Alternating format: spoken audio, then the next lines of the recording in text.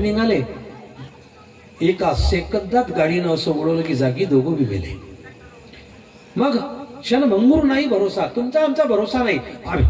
आम्ही जर लंबे हात करून बोलत असेल, निश्चित बोला, कुठं बोला, ते इथं बोला, जे हे करायचं आहे इथं बोला, मला असं करायचं आहे, पुढच्या वर्षी मला संकल्प घ्यायचा आहे, पुढच्या वर्षी माझ्या जीवनातला मी कमाईचा 10वा हिस्सा याच्यामध्ये लावील. धन शुद्ध झाल्याशिवाय राहणार नाही, घरात कोणतीच अवकळा घसणार नाही. हा माझा अनुभव आहे, पुरा सांगतो. आम्ही वर्षाचे, मी तुम्हाला सांगतो, मी तर सर्व्हिसवर होतो त्यावेळेस तर आम्ही ते करोच, म्हणजे सांगत नाही, आमच्यात सांगत नसतात, ये हास्य द्या तर ह्यातून मालूम नाही.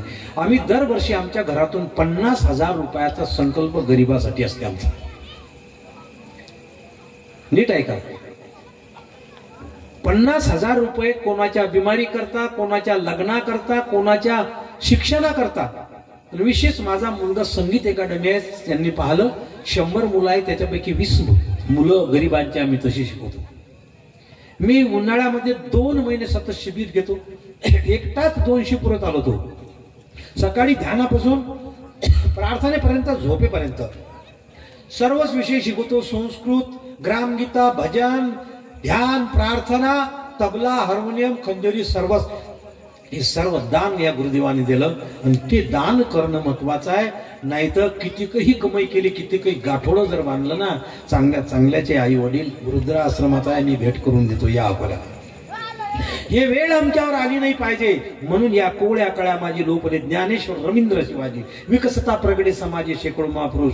आम्हाला उद्या याच्यातून सर्व पाहायचं असेल तर यातून मिळणार आहे. आमच्या घरामध्ये ये ज्योत जले हरदम हम ध्यान धरे तेरा, गुरुदेव दया कर दे, हम ध्यान धरे तेरा, हे आमच्या स्मरणात राहायला पाहिजे. मी असो, तुम्ही असो,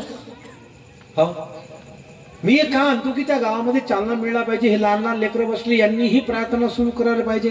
मी तर असे म्हणेल की आपल्या इकडे असे रत्न असते सामुदायिक प्रार्थना, हे राऊत गुरुजी सारखे यांना आमच्या इकडे खूप म्हणतात कार्यक्रमाला आले.